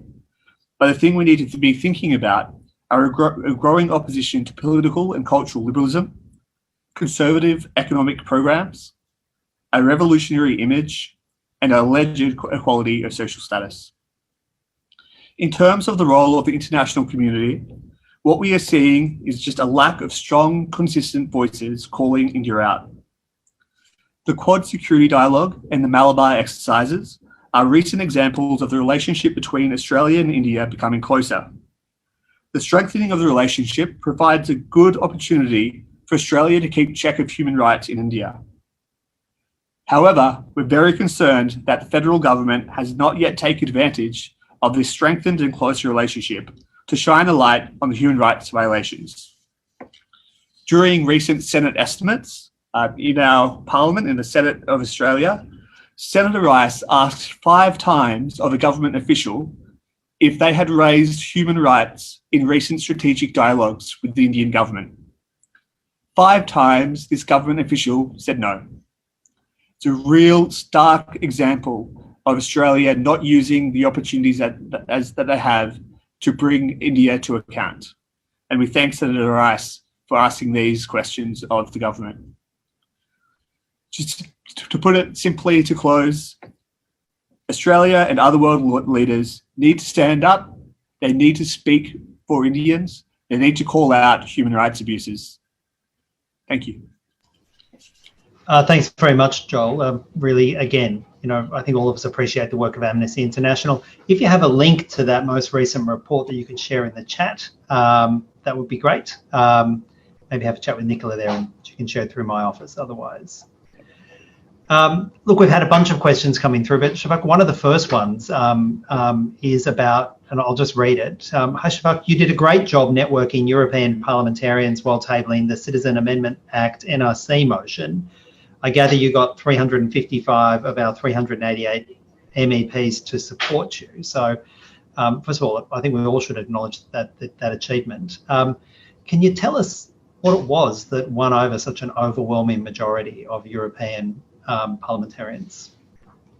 The issue was that, look, you've got to understand where Europe is, or where how the European Parliament came into being.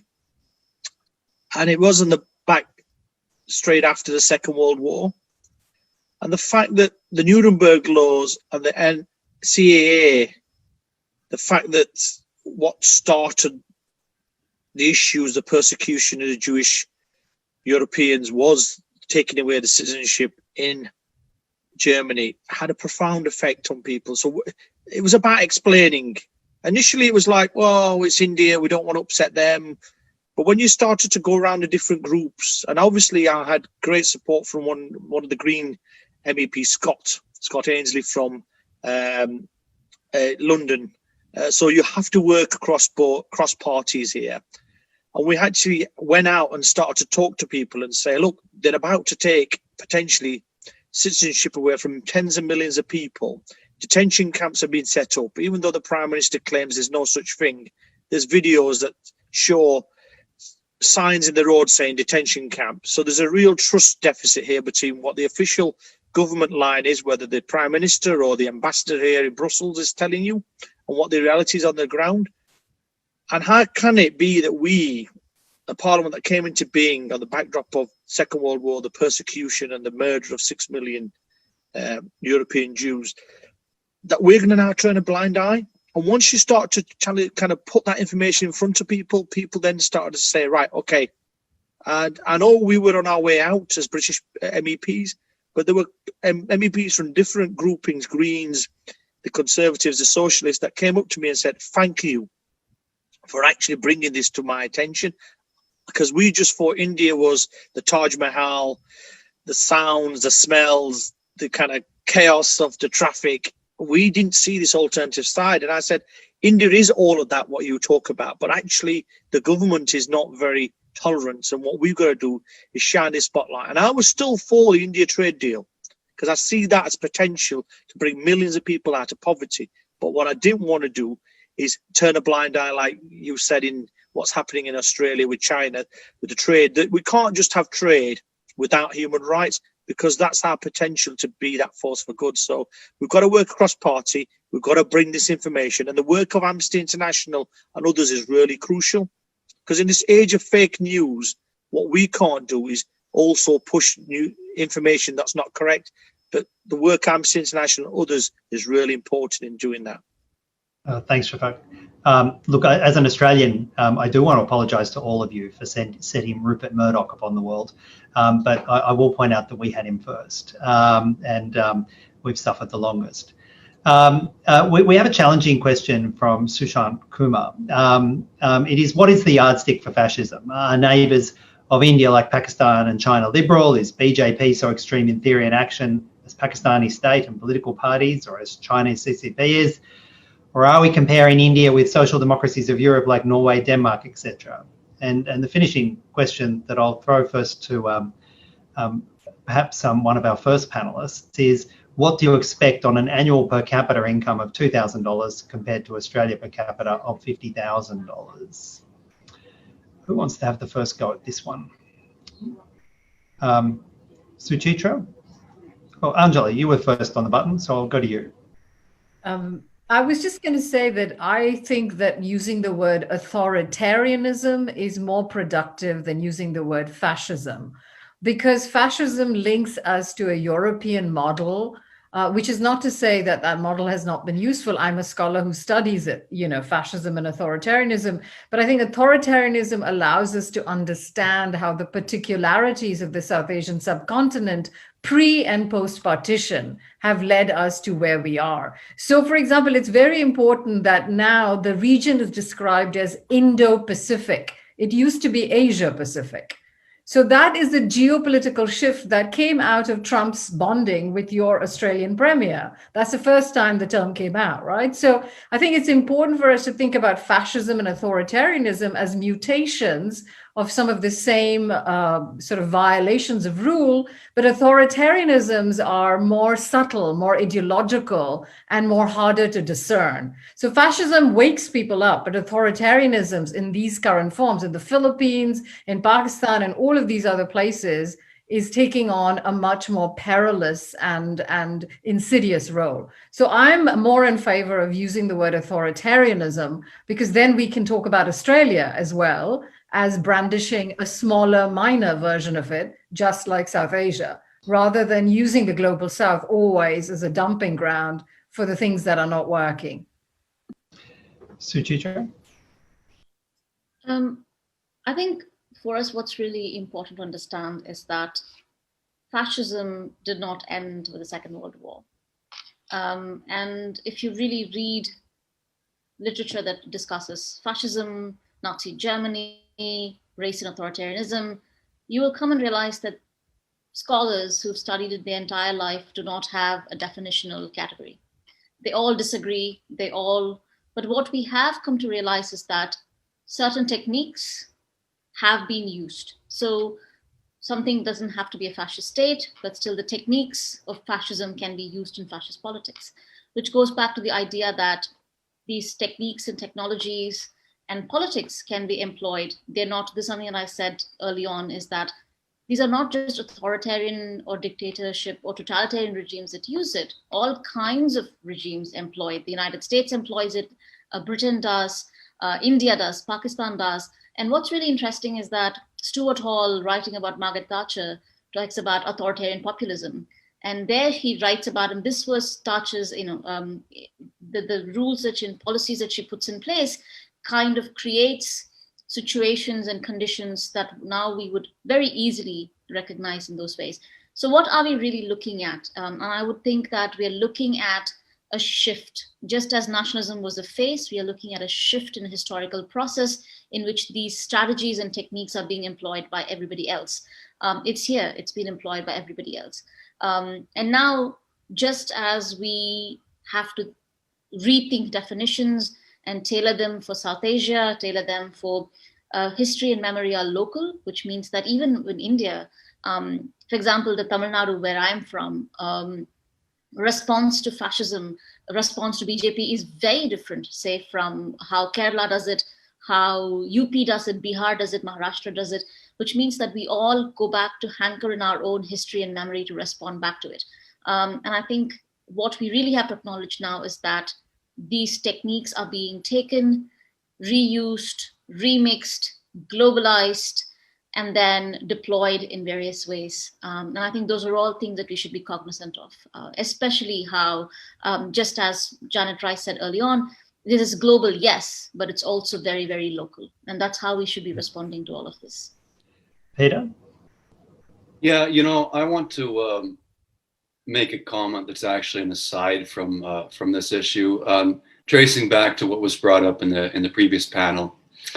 Jumping off of what Anjali and Suchitra were mentioning, I just want to draw attention to the issue that in the US, for instance, whatever powers are given to the American president, we have to remember that those powers remain in the hands of the next American president.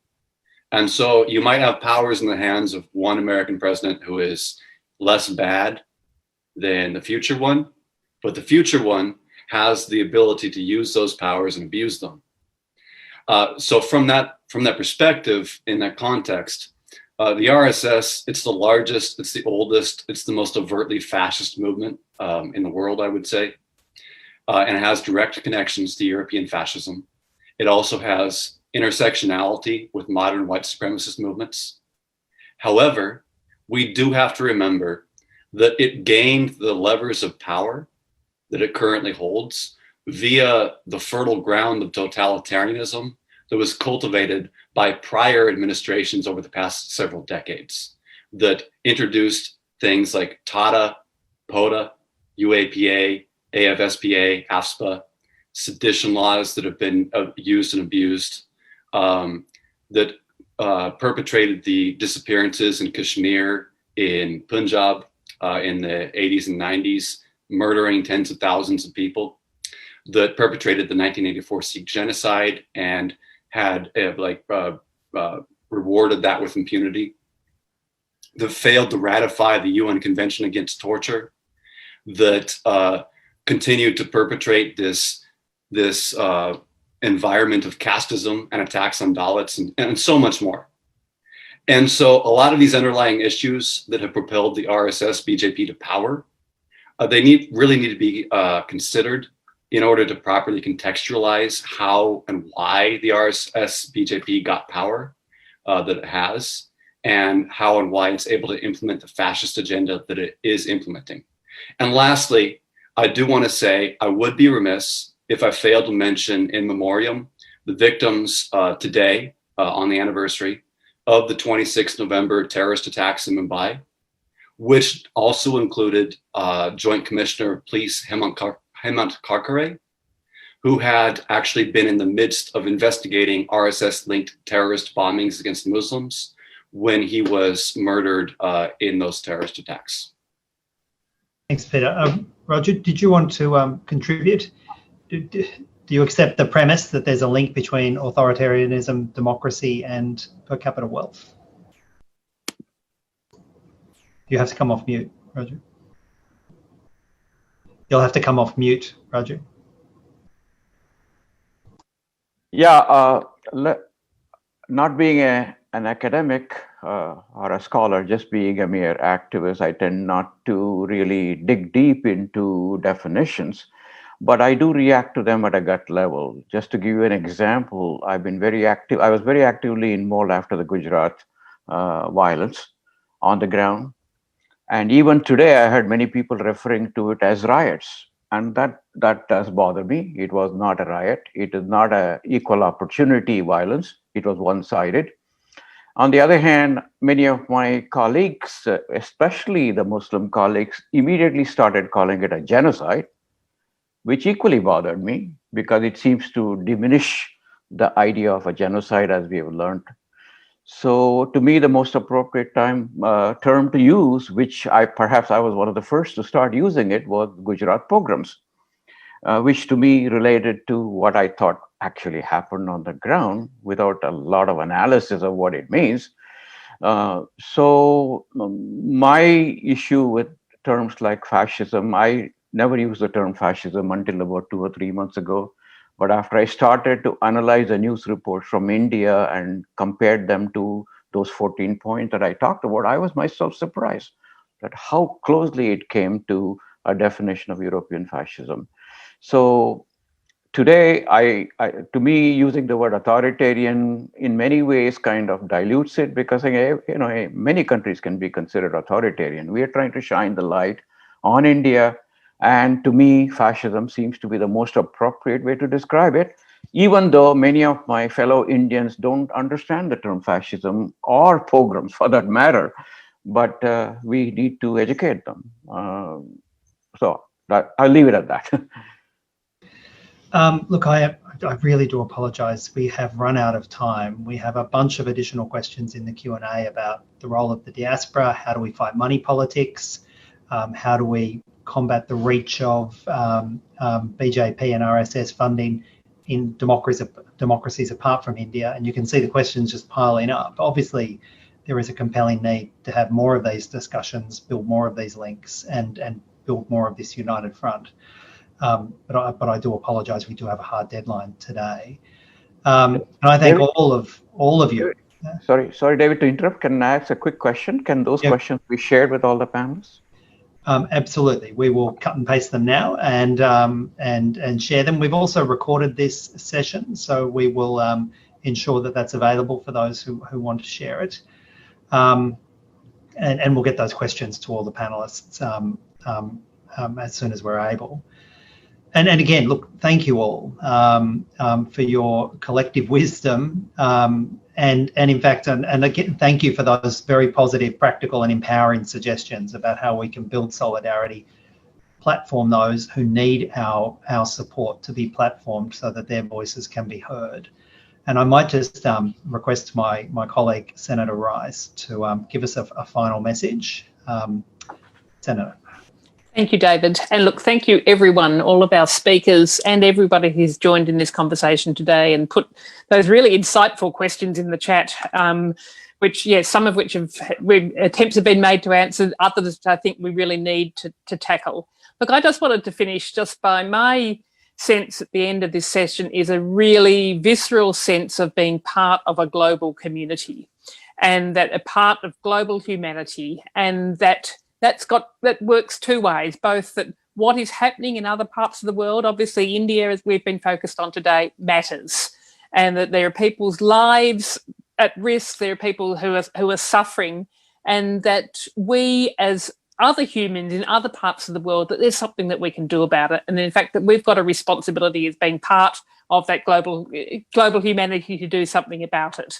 And I think we've heard, as well as all of the evidence today of all of the issues and the attacks and the discrimination and the injustices going on in India, we've also sort of got some pointers as to how we can be working together to be tackling them. And so that's really where I want to finish off today, is that just to commit ourselves all to, first, and certainly from my perspective, I've learnt so much today, but to be learning more and to be really having a good understanding of what's going on. And then, as we have discussed at various stages this afternoon, to commit ourselves to be working effectively together and to be feeling that agency that we have in whatever country in the world we're in, that there is something that we can do about it, and that's up to us and the people that we are connected with to be active and to be taking action, because it does matter. So look, for me as a politician in Australia and as the Greens Federal Affairs spokesperson, you know, my next commitment is, as I said, to sort of be organising this forum in the Australian Parliament sometime in the first quarter of next year. That too will be a global event. I think one of the things about this pandemic, we've learnt that we can have these forums very easily. And so we will have people in the room, but I invite everybody that's here today to be part of that forum as well, and we'll keep you in touch as to when that is, and to invite, you know, your friends, your colleagues, your members of parliament in other parliaments to join us. And I also encourage you to, you know, talk for people who are wondering what they can do, to talk to your members of parliament and suggest that they too, you know, might like to educate themselves, and too might like to sort of put on similar events wherever you are in the world. And so then we can be networking them all together, and you know, we will be really powerful, and we can really be working for the improvement and for the betterment of humanity in doing that. So thank you once again, and I really look forward to sort of, you know, continuing the conversation and working together with you all. Thank you. Thanks very much. Shaffaq, Raju, Janet, Anjali, Suchitra, Joel and Peter, thank you for the work you do. Thank you for your contribution today. Let's continue to meet up and keep this sort of global alliance not only on track, but building global alliance. Thanks very much.